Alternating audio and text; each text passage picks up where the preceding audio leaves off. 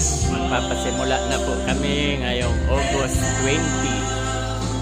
May mga improvement na po. Gumaganda ang aming church.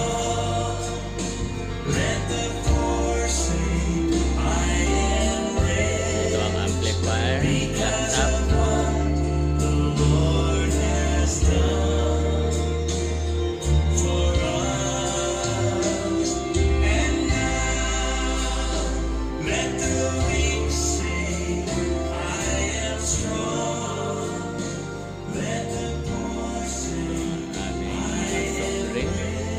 Bulletin board.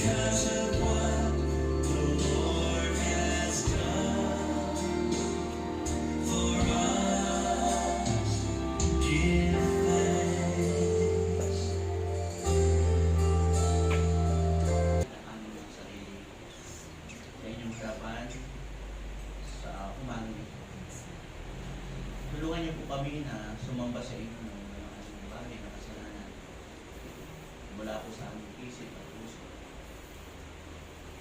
Patawarin po ninyo kami sa mga kasalanan namin, Panginoon, na gagawa, kasalanan sa salita, sa isip, sa gawa.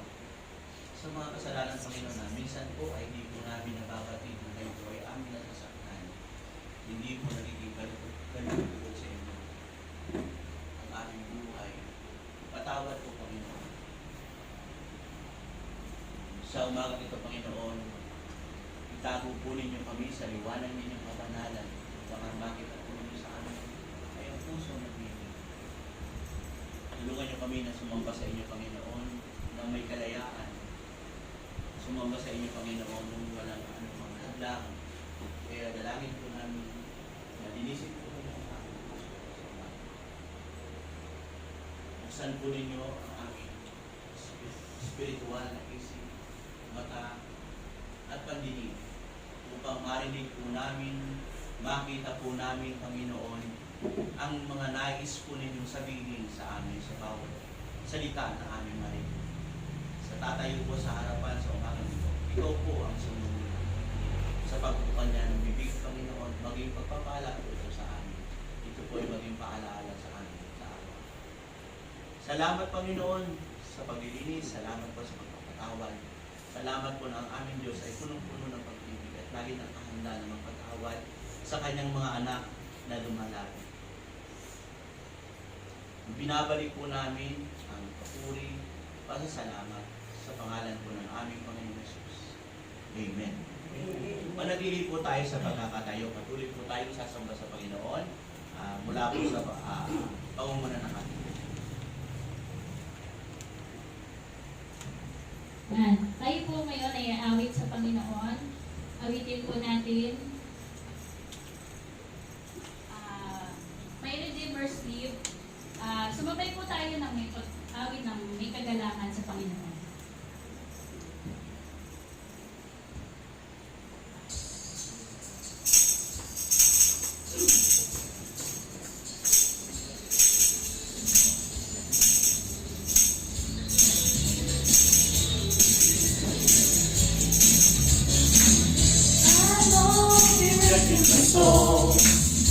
His blood has covered my sin. I believe.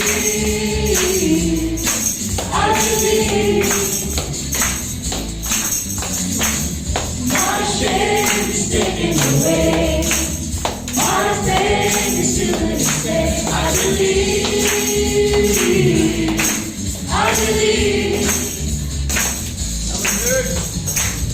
I'll raise the banner. My Redeemer lives. My Redeemer lives. My Redeemer lives. My Redeemer lives.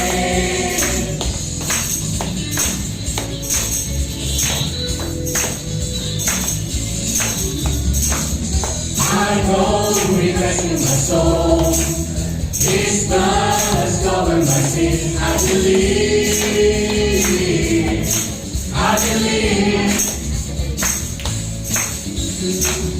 My shame is taken away. My pain is still in His name. I believe.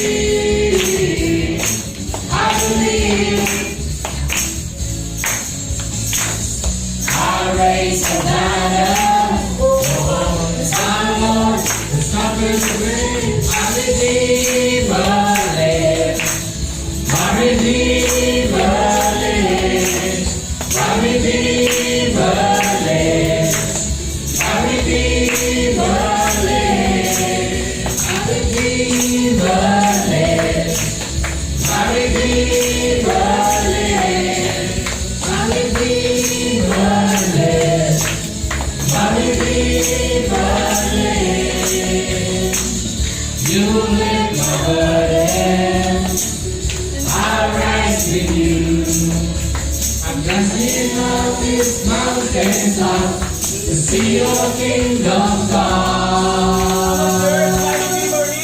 My Redeemer lives, my Redeemer lives, my Redeemer lives, my Redeemer lives, my Redeemer lives, my Redeemer lives, my Redeemer lives, my Redeemer lives, my Redeemer lives, my Redeemer lives, my Redeemer lives,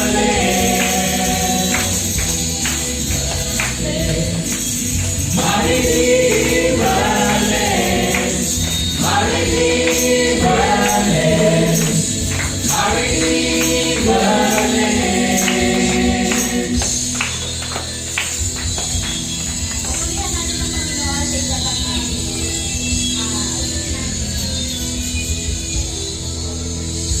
Masaya ba kayo na nagpupuan sa Panginoon? Amen! Nalaglag.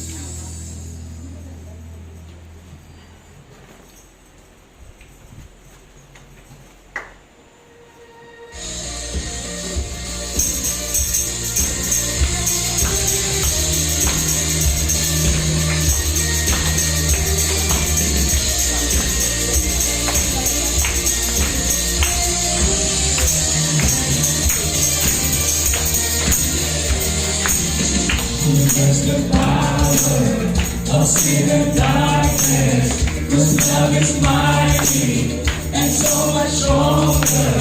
The King of glory, the King of all kings. Who shakes the waters with holy thunder and leaves us breathless in knowing wonders. The King of glory, the King of all kings. This is amazing grace. This is unfailing love. That you would take my place. That you would bear my cross. You lay down your life, that I would be set free. Oh, Jesus, I sing for all that you've done for me.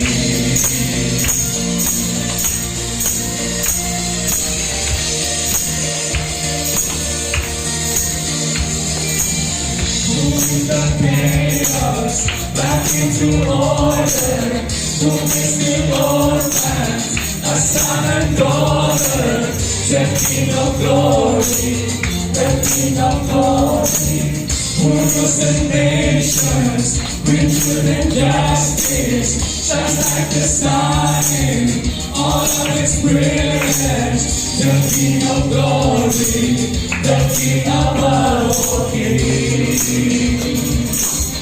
This is amazing grace. This is unfailing love. That you will take my place. That you will bear my cross. You lay down your life.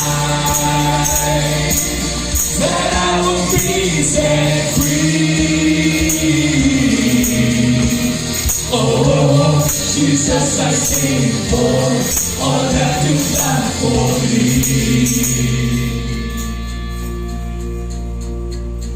Worthy is the Lamb who was slain.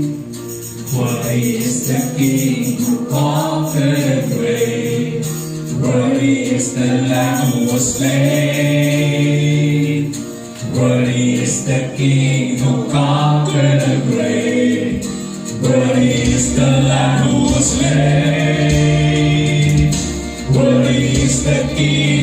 conquered the grave. Worthy is the Lamb who was slain. Worthy, worthy, yours is amazing grace. This is a saving love, that you would take my place, that you would bear my cross. You laid down your life, that I would be set free. Oh, Jesus, I sing for all that you've done for me.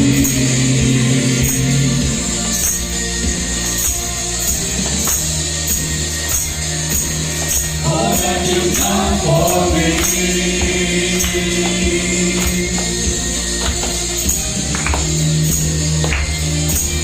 All that you've done for me.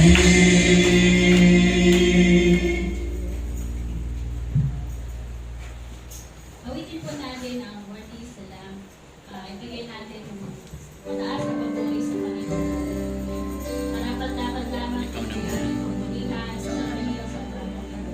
Kaya sa ating mga awitan, ibigay natin ito ang Panginoon.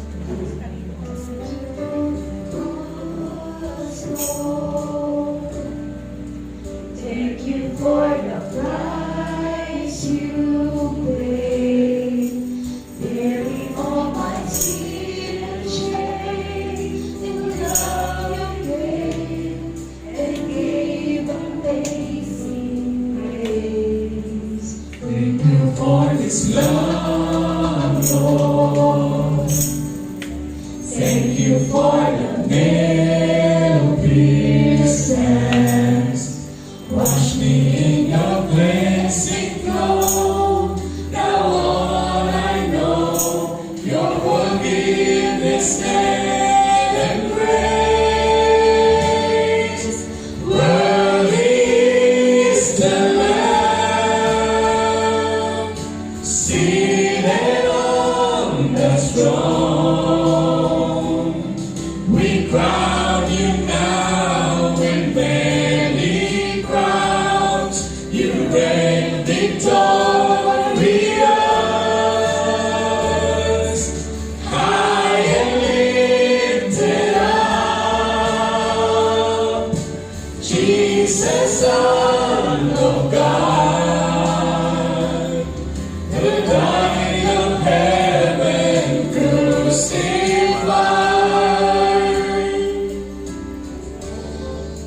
Worthy is the Lamb, worthy is the Lamb. Thank you for the cross, Lord. Thank you for the price you paid, bearing all my sin and shame. In love you gave, and gave amazing grace. Thank you for this love, Lord. Thank you for the nail-pierced hands. Wash me in your cleansing flow. Now all I know, your forgiveness and grace. Worthy is the Lamb, seated on the throne. We crown you now with many crowns. You reign victorious, high and lifted up. Jesus, Son of God, the Lion of heaven crucified.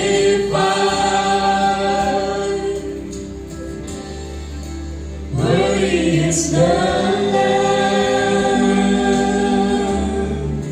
worthy is the Lamb.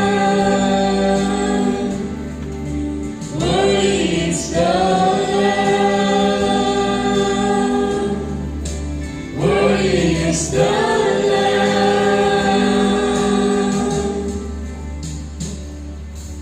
Worthy is the Lamb, seated on the throne. We crown you now with many crowns. You reign victorious, high and lifted up, Jesus, Son of God, the darling of heaven crucified. Worthy is the Lamb, worthy is the Lamb, worthy is the Lamb, worthy is the Lamb.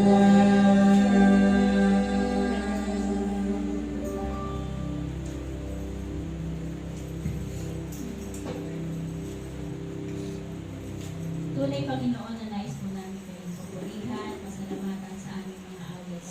Marapat dapat lamang, Panginoon, ang kayo Diyos na siyang maitaas sa aming kalagitnaan. Kaya, Panginoon, maraming pong salamat sa umaga dito na hindi po pinagkaloob sa amin, na kayo ay aming sinunod, papurihan at pasalamatan. Sa pangalan ng Panginoon Jesus, ito pong aming dalangin. Amen. Amen. Amen.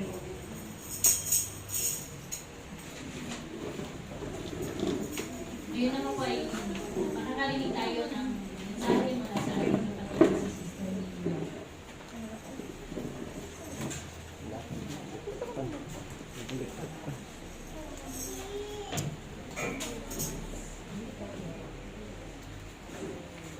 Good morning po.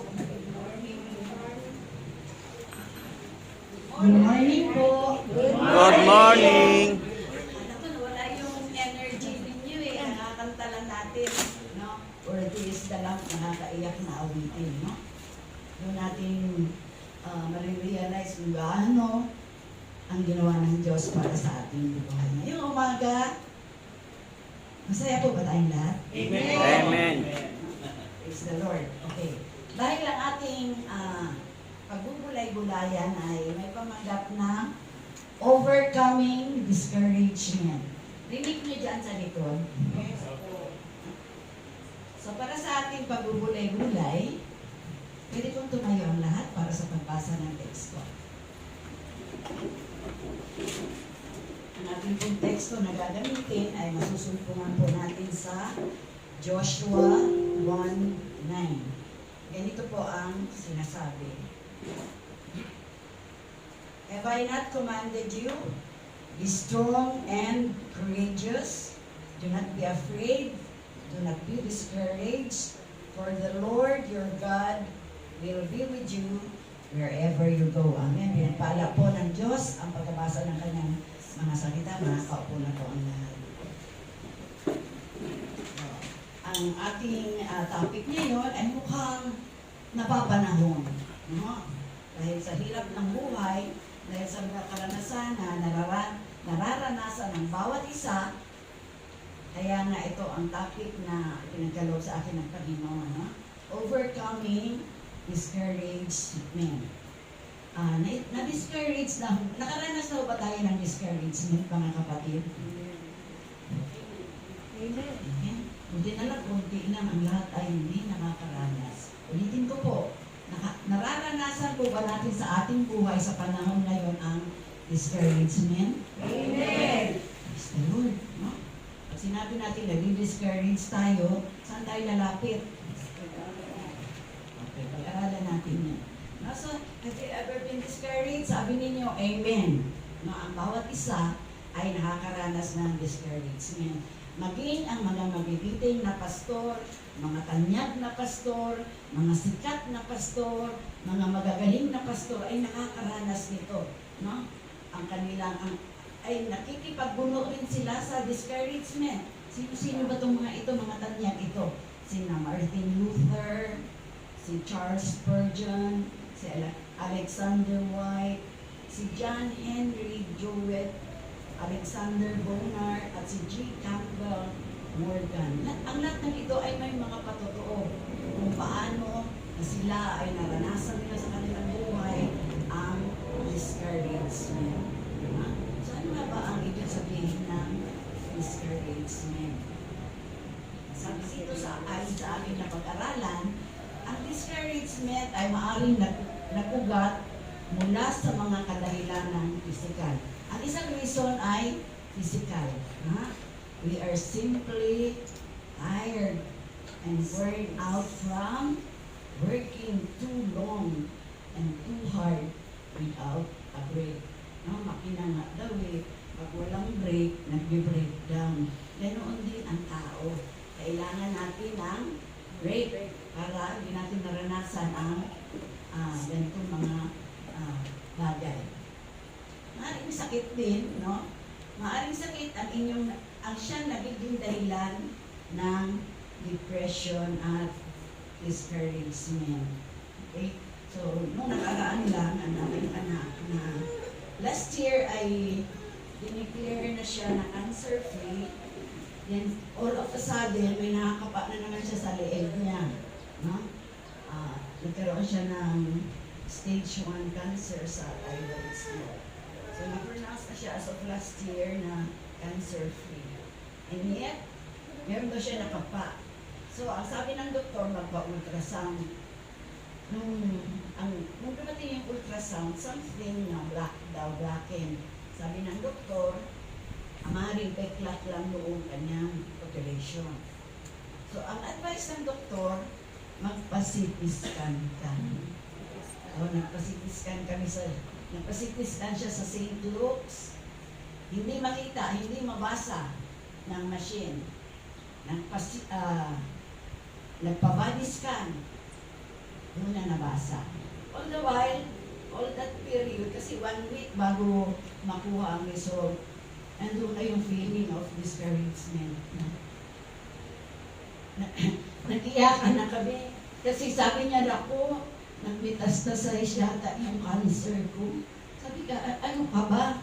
Di ba na-pronounce ka ng cancer-free? Sabi ko, yung discouragement hindi yan sa Panginoon. Sabi ko, ikaw lang naman ang nagbasa niyang result mo. Ikaw lang nag-google, kaya natakot ka. Tinatakot mo ang sarili mo. Tapos sabi ko, antayin mo ang resulta, antayin mo ang doktor. Ang doktor niya, mga 1 week after, bago kami nag-online, ano bang tawag yan? Sa consultation, online consultation. Ang sabi ng doktor, yung ultrasound, ang sabi ay sa right. Yung CT scan at saka body scan, nagsasabi sa left. At ang sabi dito sa result mo, very mildly, walang dapat ikatakot. No? So, praise the Lord.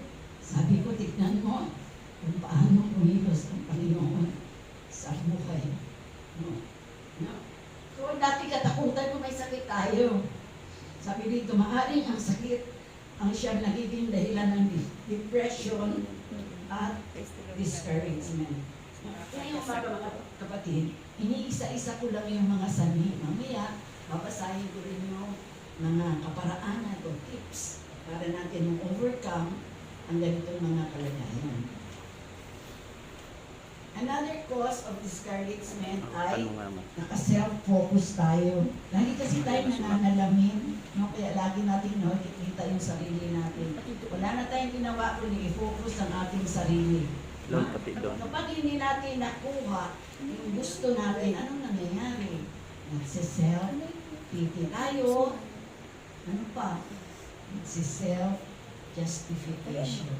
Dahil nakafocus lang tayo sa ating sarili. Kaya, hindi exempted ang mga anak ng Diyos. Kaya nga may mga pagkakataon na nagquiquit, hindi na nagsisimba. Dahil ang sabi, hindi naman ako tinutugon ng Panginoon. No? It is as if God is so far. Parang ang layo ng Panginoon. Gaano kalayo ang Panginoon sa ating mga kapatid? Naituro ko na yan sa inyo. Gaano malayo ang Panginoon? Ha? Isang panalangin lang. Malayo ba ang Panginoon, mga kapatid? Hindi. So, isang panalangin lang.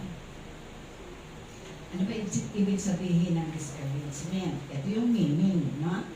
Discouragement means having a low spirit. It will also mean a feeling of despondency o hopelessness. Ha? Maaaring ang ating pag-asa ay unti-unting nawawala o humihina.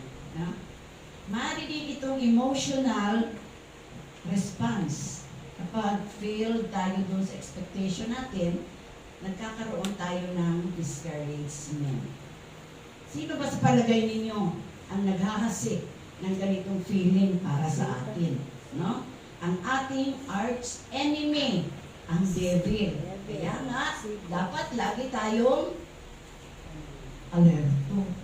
No? Dapat ang mga anak ng Diyos laging alerto. No? Ang sabi dito, the devil is our arch enemy as Christian and he's against anything that glorifies God. Simba ka ng simba, attend ka ng attend ng Bible study, nag-pray ka, nagbabasa ka ng Bible, no? Sabi ng Diablo, kakasikan kita nito. Na maaring makagupo sa iyong interest para ikaw ay magpatuloy. Sapagkat dati kampon tayo ng Diablo. Nung nakilala natin ang Panginoon, nahiwalay tayo sa Kanya. No? So ayaw ng Diablo noon. Kaya kung ano-anong mga taktika ang kanyang inihahasik para ang lahat ay makaranas ng discouragement.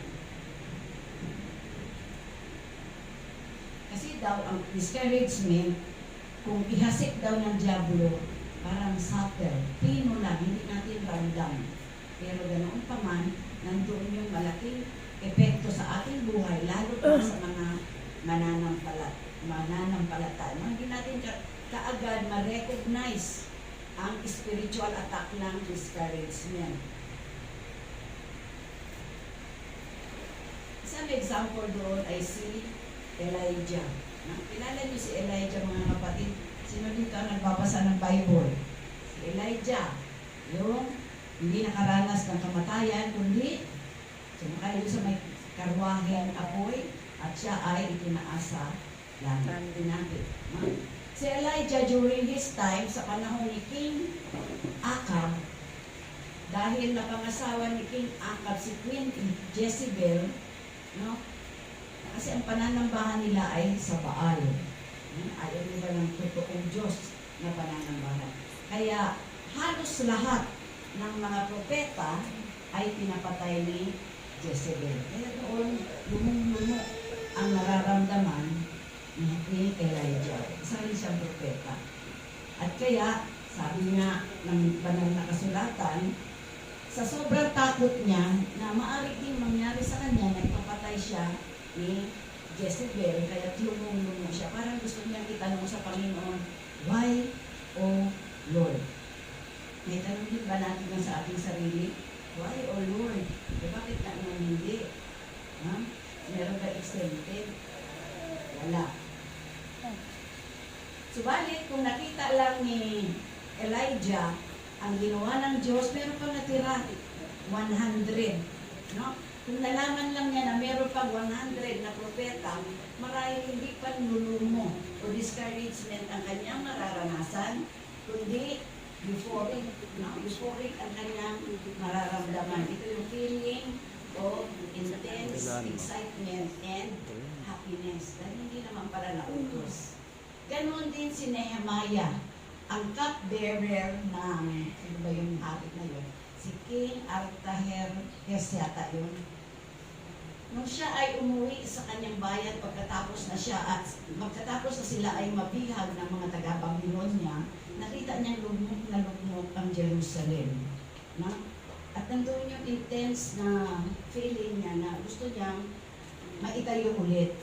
Subalit, marami ding mga tao na walang pagkilala sa Panginoon sa pangunguna ni Sanballat ang tinutuyak sila.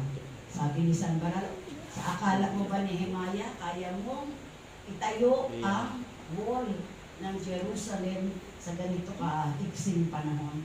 So, siyempre, nandoon yung kanyang feeling of discouragement dahil sa mga karanasan ito. Okay, ito na po yung tips. No? Ito yung ilan sa mga tips na aking nasaliksik for overcoming discouragement. Paano ba natin ma-overcome ang discouragement? Sabi dito, pray. P-R-A-Y. Sino dito ang nananalangin? Sino dito ang nagko-quiet time? Amen. Ha? So, dapat mag-quiet time tayo. Ang sabi dito, manalangin. Sa ating pananalangin, talian natin ang lahat ng masasamang espiritu sa pangalan nino? Ni Jesus. No? Talian natin. Sapagkat sa ating panahon ngayon, hindi tao ang ating kalaban. Na? Ang ating kalaban, sabi sa Ephesians 6:12, for we don't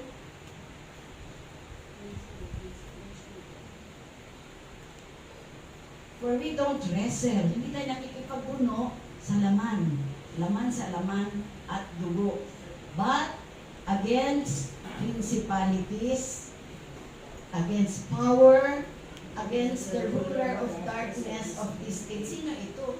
Sino itong against principalities sa pangunguna ng? Sino ang nangunguna dyan mga against the ruler of darkness? Sino yan siya? Si Satanas. Siya ang nangunguna. No?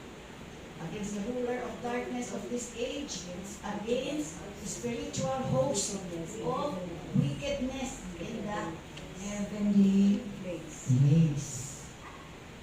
Naalaala niyo yung napag-aralan din natin, yung isang tao na nakatira sa may simenteryo at siya ay inanihan ng ilang masasamang espiritu. Ha? 2,000. Pero inyo yan, alihan kayo ng 2,000 na masasamang espiritu. Siguro hindi na kayo makaungat. Ganyan na lang. Hubak na. Na? So pray. Ang sabi, pray kasi ang ating kaaway ay masasamang mga principalities dyan sa kalawakan sa pangunguna ni Satanas. Bakit? Anong purpose?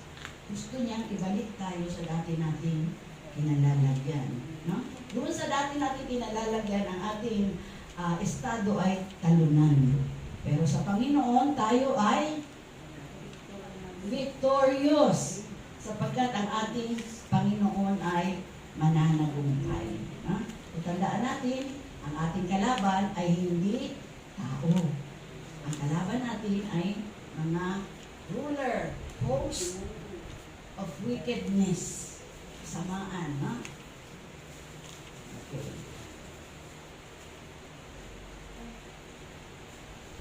Sabi na dito, as we know, the effectual, fervent prayer of a righteous man is power-packed and avail much. Sino itong tinatawag na righteous man? Because, tandaan niya, what we know that the effectual, fervent prayer of a righteous man. Sino itong sinasabi ng banal na kasulatan na righteous man? Halimbawa, dito sa atin, kapag tinanggap natin si Kristo bilang ating Lord and Savior, tayo ay pinapaging banal. Hindi tayo banal on our own way. No? Dahil ni Kristo tayo ay naging righteous. Hindi ayon sa ating ginawa. No? So, ang prayer, kaya nga no, sa dati namin inaatenan, meron kaming mga prayer partner. No? Kaya nga sabi sa James o sa Santiago 5:16, therefore, confess your sins to each other and pray for each other so that you may be healed. Kung ikaw ay may sakit, pwede kang pagalingin dahil sa panalangin ng isang righteous. No? So, ito i-claim natin na we are being righteous because of God, because of Jesus Christ. What He did on the cross, no, ay sapat na. The prayer of a righteous person is powerful and effective. No? Kapag when you pray, pag-usap ka sa Panginoon, huwag ka na mag-alinlangan. Marami kasing nagpipray, natatakot pa rin. No? So when we pray, hayaan na natin ang Panginoon ang kumilos sa ating buhay. Huwag nang parang sinisiklot-siklot pa rin tayo ng anon na hindi natin kayang, para bang kulang pa yung kapangyarihan ng Diyos, no? Kailangan pa natin matakot. Sabi na dito, bakit effective ang prayer ng isang righteous man? Sapagkat hindi dahil siya ay magaling, kundi nasa puso niya si Kristo ang makapangyarihang Diyos. Naniniwala ba kayo mga kapatid na prayer changes things? Ulitin ko. Prayer changes things. Paniwalaan natin to at subukan natin. Yun pa lang, number 1 pa lang yun, pray. Number 2, listening to spirit-filled song. Sino dito ang nagpapatugtog ng mga spiritual song? Amen, no? Amen. Ako ang paborito ko tuwing umaga na ipatugtog yung kay Sunday Patti. Yung Light of a Little Morning. No? Pakinggan ninyo yan, maganda. No? So, listening to spirit-filled song. Ang ginagawa itong spirit-filled song, it lifts our spirit, itinataas ng awitin ito ang ating espiritu at nagkakaroon tayo ng energy, na-energize yung ating mga sarili. Ibig sabihin, pinapasigla ng mga makalamit na awitin ang ating espiritu. Naalaala niyo ba si Haring Saul? Nung sa kanyang panunungkulan, siya ay ginagambala din ng masamang espiritu. At kapag siya ay ginagambala ng masamang espiritu, sinisibat niya si David, hindi pa harit si David niya. Sinisibat niya, buti na lang lagi nakakailag si David. At anong ginagawa ni David? Ginukuha niya yung kanyang harp, hindi ko alam sa Tagalog ang harp, at tumutugtog siya. At sa ganitong kaparaanan, ano ang nangyayari? The Spirit from God was upon Saul, that David would take a harp and play it with his hands. Then Saul would become refreshed and well. And the distressing spirit would depart from him. Nararanasan niyo ba yan na every now and then minumulabog tayo ng masamang espiritu? No, kaya lagi tayong galit. Wala naman kagalit, lagi nakakulot ang noon. Hindi naintindihan kung ano ang gusto ko. Patugtog kayo ng mga spiritual songs so that your spirit will be lifted and refreshed. Okay. Number 1, pray. Number 2, ano yung number 2? Patugtog. Na? Listening to spiritual filled song. Number 3, talk to godly people. Talk to godly people. Hindi kung sino-sino lang. Kasi pag ang kinausap mo ay problemado din, lalo kang magkakaroon ng maraming problema. Kasi hinahayaan mo, ikaw ay i-absorb mo yung problema ng iba. No? So yung dati mong problema, mapapatungan ba ng problema ng kausap mo? Kaya, sino daw ang dapat natin kausapin? Talk to godly people. Kasi kung chess lang naman ang ating pag-uusapan, gulo. Chess, miss. Chess lang yan, tayo hindi masyado bulga. No, talk to godly people. Oh, parang maanunan tayo. Kasi yung godly people, ano ang binibigay sa inyo? No? Magaganda mga pangungusap, verses, ipag-pray. Pag chess, may buhay, ang gusto natin. No? Meron yan sa Bible, binasa ni Pastor noon. So, you can influence the other for better, for the better. So, tayo, mga godly people, pag may humingi sa iyo ng payo, no? What does it do to you? Ano ang sabi? It can influence other for better, if not the best. Number 4, tandaan ninyo yung sinusulat mo ba? Yan na mga kapatid. Kaya sabi nga dito, as iron sharpens iron, so a man sharpens the countenance of his friend. Siyempre, pag nakikis-kis yan, dalawa sila pinagpapala. Na? Kapag nag-uusap tungkol sa Panginoon, pareho silang nagkakaroon ng pabuting pag-iisip o whatever. Okay. Number 4, we need a fresh encounter with God's Word. Ibig sabihin, read your Bible. Sino dito nagbabasa ng Bible ulit? Wala. Sino ang nagbabasa ng Bible? Kunin ko na lahat yung mga Bible na nasa inyo kung hindi nyo binabasa. Ha? Lahat kayo ay may Bible na. Provided kayo ng church. Kaya yan, ang mabuti dito sa church, provided kayo ng Bible. Ang kailangan nyo na lang mga kapatid, ano? Magbasa. Nung maliliit pa kami, meron kaming kanta. Read your Bible, pray every day, and you grow. Hindi yung taba ha, katulad ko. Grow in the knowledge of God. No? Kailangan marunong tayo. Kasi pag tinanong kayo, ano naintindihan mo sa inyong pinag-aaralan, tandaan niyo mga kapatid, ako teacher ninyo, huwag niyo ko ipahiya sa ibang teacher.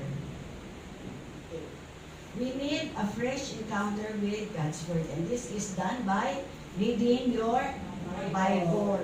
Pakinabang ba ang nagbabasa ng Biblia? Amen. Anong pakinabang?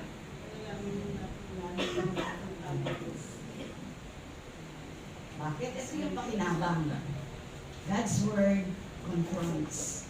Ibig sabihin, inihaharap ng salita ng Diyos ang mga mali na ginawa.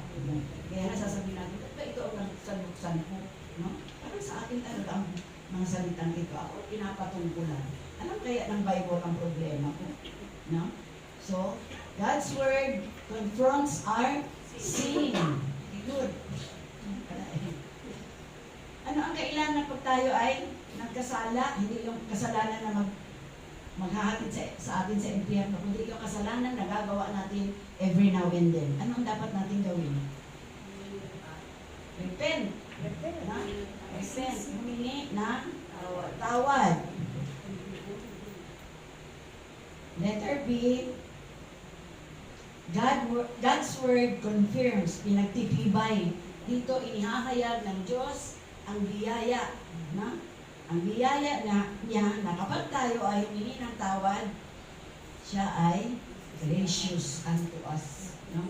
Magiging sa atin. God's Word reorient, muling manumbalik ang ating priorities. Ano ba yung priorities natin sa buhay? Number 1, na naman nila, God. Number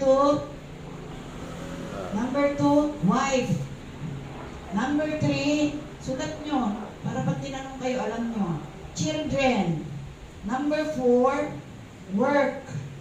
Number 5, friends.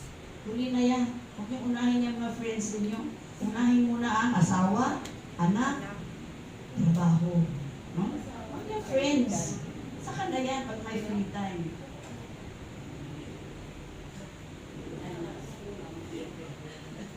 Letter D, God's Word show us how to live in a manner pleasing to Him. Ipinapakita ng banal na kasulatan ang tamang pamumuhay na kalugod-lugod sa Diyos. Kaya na dapat magsiyasat din tayo mga kapatid na ang buhay ko ba ay kalugod-lugod sa Diyos? Kung hindi kalugod-lugod, magpaturo tayo sa Panginoon. Ano ba yung tamang pamumuhay, Panginoon, ang dapat kong ipamuhay? para ako ay maging kalugod-lugod sa'yo. Kaya there are times, nagtatanong tayo, ba't wala akong blessing? Ba't parang hindi ako sinasagot ng Panginoon? Why? Because our lives are not pleasing to the Lord. No? Hindi kalugod-lugod. Kaya magsiyasa tayo mga kapatid. Huwag natin hayaan na ang diablo ay, ang ating isipan ay tambakan niya ng mga basura. Na ang ating buhay ay tambakan niya ng mga basura. It should be pleasing. Life pleasing to the Lord. At tayo dito sa mga dito na sasakupan ng church na ito, ang sabi dito, to overcome discouragement, we need to get back to work. Sino dito ang walang ginagawa para sa Panginoon? Meron na tayong worship team, meron tayong ushering, pwede kayong mag-volunteer. Puntahan niyo si Ate Luz. No? Pwede kayong kasama namin. Hindi lang kayo dyan, uupo tuwing linggo. Dapat meron tayong ginagawa para sa Panginoon. At this point in time, dapat meron na tayong ginagawa sa Panginoon. Kaya nga ako natutuwa doon sa mga inihahandog ang mga boses. No? Marami tayong magagawa para dito sa iglesia ito. No? Now is the time. Ihandog na natin ang oras natin, ang panahon natin sa Kanya. Huwag natin gayahin yung mga sa panahon ni Ezra, ni Nehemiah, na nagsialisan yung mga gumagawa sa templo dahil tinutuya sila ni Sanballat. Ang sabi, kaya niyo bang gawin yan sa loob lang ng maiksing panahon? Kaya for 16 years, nagkaroon ng tigil, pagtigil sa trabaho sa templo sa Jerusalem. Sabi nga, there is joy in knowing that you are laboring for God's eternal kingdom. Dito yan magpapasimula sa church. Ano tayo magtatrabaho? Anong gagawin natin sa eternal kingdom? Dito wala tayong ginagawa. Nakaupo lang tayo. So, balikwas mga kapatid at mag-volunteer. Pero maraming magagawa dito. Si Ate Lenny nga, may edad-edad na but still beautiful. Magawa para sa Panginoon. Siya ay si Maring Pastor, yung taga-akay. Sino si Bernard?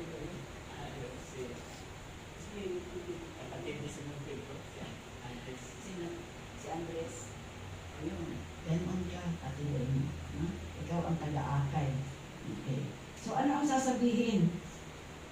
Ano ang sasabihin ng Diyos pagkatapos niya makita na, you are laboring for the Lord.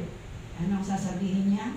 Well done, good and faithful servant. Ang sarap siguro niya pakinggan. No? Sasabihin sa atin, well done, Ate Luzby. No? Minsan nag-iekis-ekis na ang paa ni Ate Luzby sa dami ng kanyang trabaho. Ganon din si Pastor Ted. No? So, well done. Ayaw kong marinig ito sa tao lang. Gusto ko ang Diyos mismo ang magsabing, well done, good and faithful servant. Number 5, we must persevere. Magtiyaga daw tayo sa, kung may mga oposisyon, okay lang yan. No? Pampasaya yan sa buhay. So, sabi nga, the enemy will not be idle kasi nga tayo dapat magsigasig din tayo, magtiyaga tayo sa pananalangin, sa pagbabasa ng Bible, sa pag-a-attend ng mga services na katulad nito, sa pag-a-attend ng Bible study, sapagkat kung gaano tayo kasikap sa gawain ng Panginoon, double time din ang diablo. Ano ba yun? Kasi gusto nga niya mabawi lahat ang mga nawala sa kanyang poder. Kaya sino yung tamad, yun yung inaatake ng discouragement. Sabi nga, huwag tayong tumigil when we make new beginning with the Lord. Kung wala kayong, halimbawa, meron kayo hindi nagustuhan, okay tumigil, ganoon talaga. Ang tao ay may mga shortcomings. Ikaw rin, ang bawat isa sa atin ay may shortcomings. Kaya, huwag natin tignan ang bawat isa. Huwag natin tignan dahil may mga shortcomings talaga tayo. Number 6, we need to trust the sovereign God to accomplish His will through us. No? So mayroong will ang Panginoon para sa atin. No? Hindi lamang tayo ay uupo dyan, pero meron tayong dapat gawin. At this point in time, dapat meron na tayong naaakay para madala natin dito sa Panginoon. No? Okay, so we can know that as we work for the Lord, we are working in harmony with the sovereign, with the sovereign God who is working His purpose through us. May purpose ang Panginoon sa bawat isa sa atin. No? Kayo na nandito, may layunin ang Diyos para sa bawat isa sa atin. Alamin nyo yan kung ano ang layunin ng Diyos. At this point in time, dapat alam mo, ano ang layunin mo, Panginoon, sa akin? Umawit, asherin, katagalista, no? Taga-akay, dapat alamin na natin. Okay, para wag tayong ma-discourage, recall past victories and testimonies. May tanong ako sa inyong mga kapatid. Alin ba sa inyong buhay sa ngayon, alin ba ang mas marami? Yung pagpapala ng Diyos o problema? Pagpapala. Sa pala. Blessing. Sa dalawa lang. Blessing. Blessing, lahat na discourage na. Ha? Alin ang mas marami na natanggap ninyo? Pagpapala ng Diyos, yung blessing o yung mga problema? Pagpapala. Blessing. Papala. No? Kaya nga may kanta sa Baptist, count your blessing one by one. No? Dahil ang pagpapala ng Diyos, hindi natin binibilang. Ang binibilang natin yung mga problema. Tingin tayo na tingin sa problema, hanggang nag-magnify ang problema, natakot tayo. Sasabihin natin, nasaan ka, O Lord? Sa panahon na ako ay may problema. Ba't isang set lang ng paa? Footprints in the sun? Palabuhat-buhat tayo ng Panginoon. Hindi natin nabibilang yung mga blessings na yun. Binibilang natin ang problema. Huwag natin bilangin ang problema. All we have to do is lift up our problems to the Lord. Bahala na siya. Hindi natin kaya yan. Kaya ang kalaban na natin mga principalities, host of wickedness, hindi natin kaya. Talunin ang Diyos lang ang may kakayanang talunin ang mga ito. So, recall past victories and testimonies. Number 8, ito yung last para sa magang ito. Be intentional. Na? Magpusa tayong makinig sa mga magagandang balita. Huwag kayo makinig na, wala na tayong pagkain ngayon. Malulubog ang ating puso. No? Ano ang mabubuting balita para sa atin to uplift our spirit? Maraming krusada ngayon. Dagsa ang mga tao. Yan ang mabubuting balita. Huwag yung 1,500 ang namatay sa dilubyo ay talagang mag-discourage ka. No? Huwag yun. Ang ating lang pakikinggan ay, kaya sabi, be intentional. Magpusa tayong makinig sa mga mabubuting balita. Ano ba yung mabuting balita? 702 DCAS. Ano ba yun? Bumaba mabuting balita o yung ang gas. Hindi niya yung Bumaba ang cellphone gas. doon ninyo doon ninyo i-open. Huwag doon sa nasasamang balita. Okay. Malapit na ako matapos. Meron ako i-quote na familiar legend. Sino dito ang pumupunta sa mga garage sale? Ukay-ukay na lang. Yan, ayaw ng garage sale. Ukay-ukay. Okay. Kasi uso yan ngayon. Ang demonyo daw, ang diablo, ay nagkaroon ng garage sale. Di ba pag sa garage sale, may mga marka, no? 50 pesos, 100 pesos, 150. Siya rin, yung lahat ng kanyang mga ginagarage sale, merong marka. Ano yung mga binibenta niya? Number 1 niya binibenta, yung mga gamit niya para sa atin yun. Hatred, pagkapuot, yun yung number 1 niya binibenta. Number 2, envy o inggit. Number 3, lust o yung hiling ng laman. L-U-S-T, lust. No? Number 4, deceit o panluloko. Ayan pala. Thank you sa inyo. Number 5, lying, sinungaling. At pride, kapalaluan. No? Doon sa medyo malayo-layo, meron doon nakalagay na isang parang tingin mo ay harmless lang siya. Pero ito ay worn out na. Ibig sabihin, parang gamit na gasgas na siya. Gutay-gutay na. Pero ang kanyang presyo ay higit na mahal kaysa doon sa mga naunang binanggit ko. May isang buyer ang nagtanong, what is that tool? The devil replied, that is discouragement. Sabi ng buyer, bakit mahal? Gasgas na. Sabi niya, because it is more useful to me than the others. I can pry. Ibig sabihin, pwede niyang pwersahin, buksan ang puso ng tao na hindi niya nalalaman. Na? Higit pa doon sa mga nabanggit na nauna. Sabi niya, once inside, kapag nakapasok na ang discouragement, I can make him do whatever I choose. It's badly worn because I use it on almost everyone. But few know that it belongs to me. The devil's price was too high that the tool of discouragement was never sold. But he still uses it on God's people. Kanino daw inihahasik ng diablo ang discouragement? Sa bawat isa sa atin. Yeah? So in conclusion,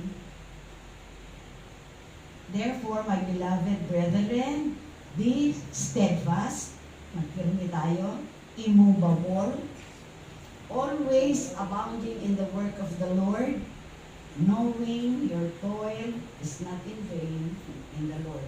1 Corinthians 15:58.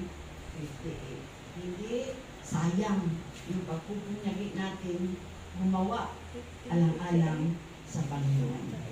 Mabuti ang Diyos sapagkat hindi niya tayo ginawang robot. Kaya meron tayong emosyon. Pwede tayong umiyak, pwede tayong masaktan, pwede tayong matakot, pero ano ang sabi ng Biblia? Do not wallow. Ibig sabihin, huwag tayong magpalublog sa discouragement.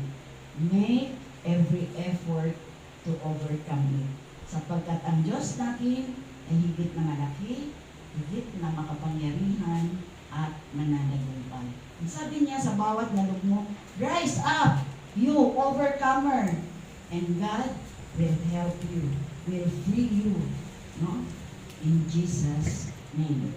Tandaan natin ito, in times of adversity, God's power is displayed in times of our weaknesses. Kailan daw na ihahayag ng kapangyarihan ng Diyos? Sa panahon na tayo ay lugmok na lugmok. Kasi kapag masaya-masaya tayo, nalilimutan natin ang Diyos. Ito yun, di ba? Sabi, just put your faith in Him. When faced with adversity and feels being left alone, look unto Jesus. Because in times of our weaknesses, God is at work in our life. Tandaan natin Hebrews 12:2, fixing our eyes on Jesus, the pioneer and perfecter of our faith. For the joy set before Him, He endured the cross, scorning its shame, and sat down at the right hand of the throne. Napagtagumpayan na yan lahat na yan ng Diyos. Ano nga yung tips para natin ma-overcome ang discouragement? Pray. Number 2, Listening to the simple people. number 3, Talk to the Lord. talk to godly people. Number 4, Encounter with God's word. read your Bible. Number 5, Get back to work for the Lord. ha? Get back to work for the Lord. Oh, number 6, Jesus. okay. So, ano pa ang ating dapat ikatakot? Bakit tayo nare-discourage? Sabi nga, napagtagumpayan na ni Jesus ang lahat ng ito sa krus ng Calvary. God bless us all at magandang umaga sa ating lahat. Ngayon naman po ay ihanda natin ang ating mga handog para sa Panginoon. Binigyan mo na doon ng shoulder. Hello, Sam. Marlon.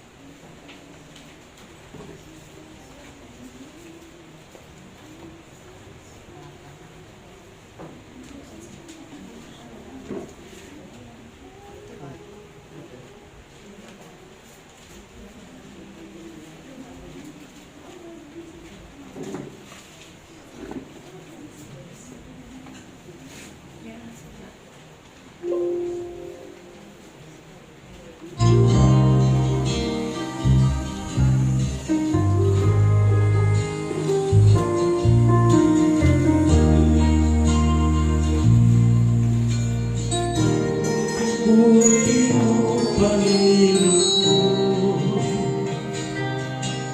sa lahat ng oras, sa bawat araw, ika'y laging tapat kong magmahal. Ang iyong awa ay walang hanggan. Pinupuri, sinasamba kita, dakilang Diyos at Panginoon. Tunay ang ika'y walang katulad, tunay ang ika'y walang babago, mabuti ang Diyos na sa akin ang mamahal.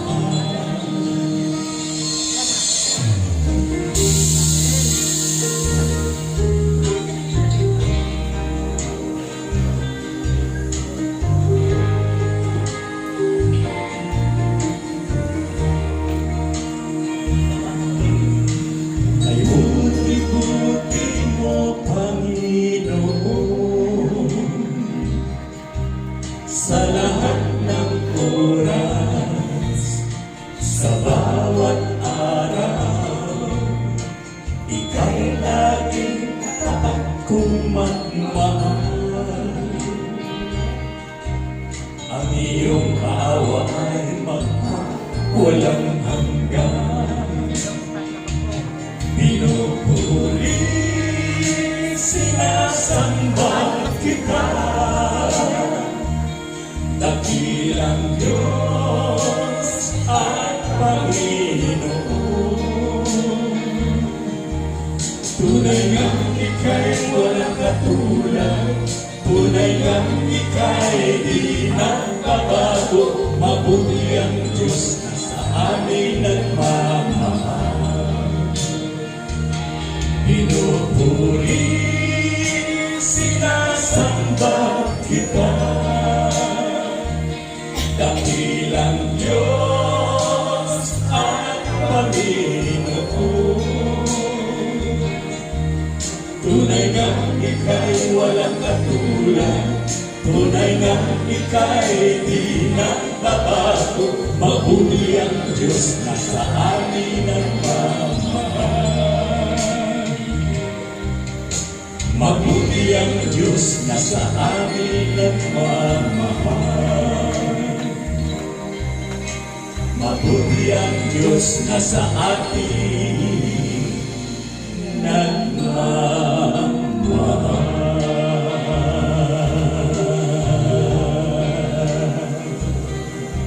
Praise God. Purihin mo ang Panginoon.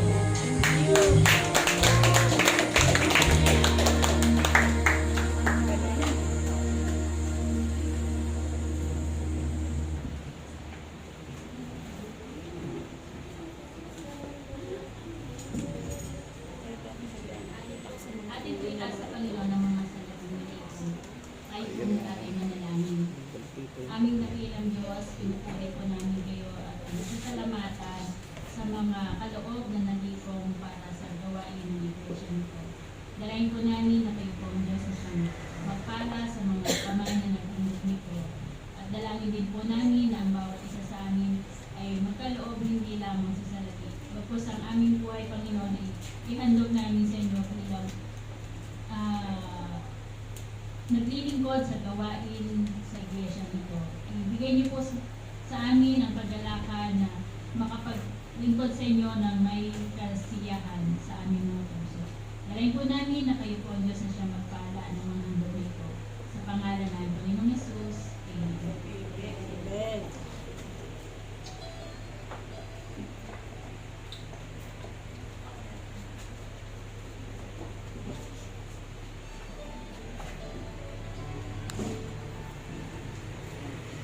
So, damo naman tayo sa ating mga announcement. Bago po ako pumunta doon, nais ko pong i-greet ang ating bisita. Salamat po sa inyong pagsama, pagsama namin sa pagtutulong sa kanya. Maraming po salamat. And then, sa mga announcement po natin, patuloy pong akin pong in-encourage sa bawat isa ito na magpasakay po, pasok po rin nyo doon sa bulletin board natin. Meron po tayong mga ginagawang Bible study. Kung nais po rin yung maging part nito, pwede po kayong makipag-ugnayan sa ating mga leaders na nakasal dito sa ating mga Bible study.